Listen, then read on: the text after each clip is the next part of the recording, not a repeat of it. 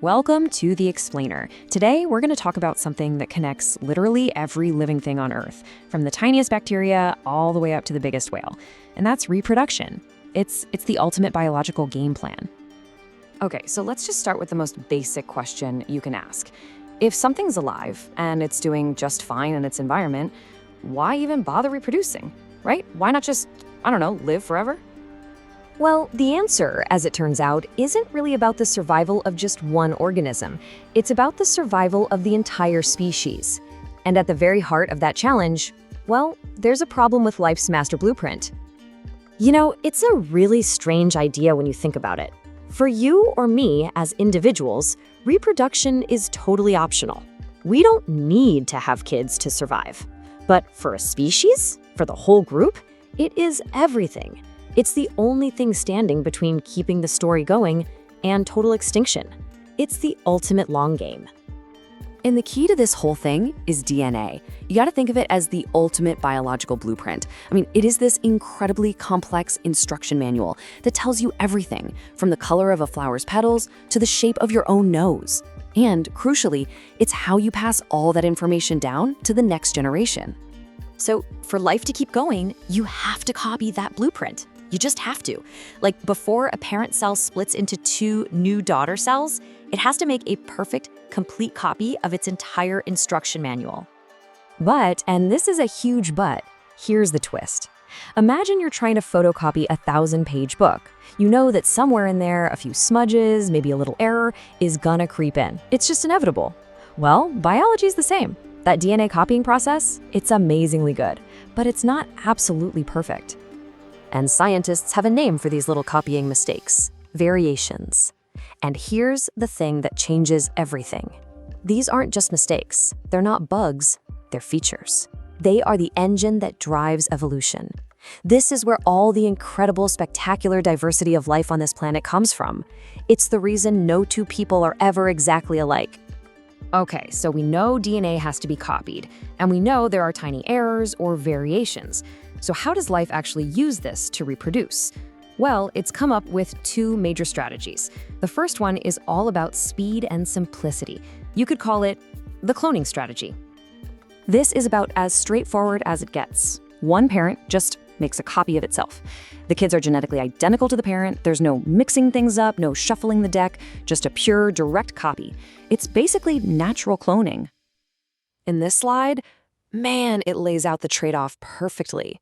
On one side, it's super fast, super efficient. But the downside, it's a big one. Check out that last point. Because you're just making clones, you get almost zero genetic variation. Everybody's the same. And this is a great example of how it works in real life.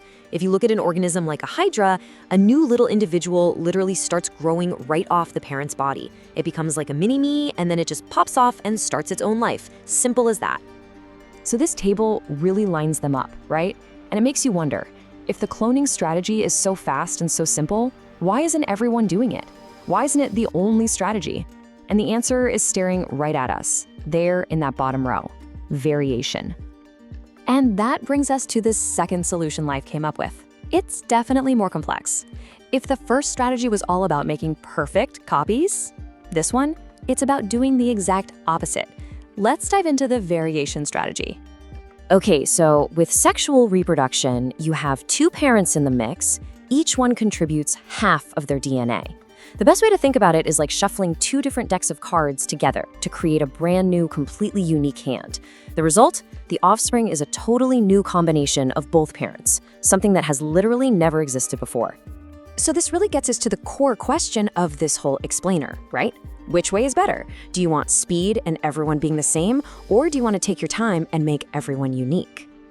And yeah, speed is great for the short term, no doubt about it. But when biologists look at the big picture, the long-term survival of a species, the consensus is overwhelming. Variation is king. The ability to create unique individuals gives you this massive evolutionary advantage. So why is variation so important? Well, it's what allows a species to adapt when the world around it changes. Think about it. If conditions get tough, if a new disease comes along or the climate shifts, having variation means some individuals might just happen to have the right trait to survive. It's what prevents extinction. It's the fuel for the whole process of evolution over generations. So what does this variation strategy actually look like out in the real world? Let's take a look at a case study that you can see happening all around you, especially in the spring. It's one of nature's most beautiful inventions, the flower. It's a really cool 4-step process. First up, you have pollination. That's when pollen, which carries the male genetic info, gets from one part of the flower to the female part. Then, that little pollen grain grows a tiny tube to deliver its DNA. Step 3 is fertilization, when that genetic material finally fuses. And that one moment kicks off this incredible transformation. And get this is the really wild part. After fertilization, things start changing fast. The flower's ovary, the part that holds the ovules, it starts to swell up and ripen, and that becomes what we call fruit. And the ovules inside, they become the seeds. So seriously, the next time you bite into an apple, just remember, you're eating a fully developed plant ovary. And its whole purpose is to spread its unique, genetically shuffled seeds. All right, so we've seen the how, right? We've got the cloning strategy and the variation strategy. So let's bring it back to the ultimate why. What's the end goal of all this complex, beautiful biological machinery? And this brings up a really deep, final question. Is this variation really for the good of the individual, or is it for the good of the species? A specific new trait might not actually help a single organism. In some cases, it could even make it stand out to a predator. That variation wasn't good for it. But for the species as a whole, having that trait in the gene pool could be the one thing that ensures survival when the world changes. And this table just sums it all up perfectly. Variation gives you the raw material. It gives you genetic diversity, the ability to adapt. And what does that lead to? It leads to survival in new environments, preventing extinction, and driving that long, slow, incredible process of evolution. It's not just about making more life. It's about making life tough and resilient. So, at the end of the day, what's the big takeaway here? It's this. Every single act of reproduction, whether it's a simple cell dividing in two or a flower blooming, is basically a roll of the genetic dice. It is life's bet that the next generation will have what it takes to face a future that none of us can possibly predict.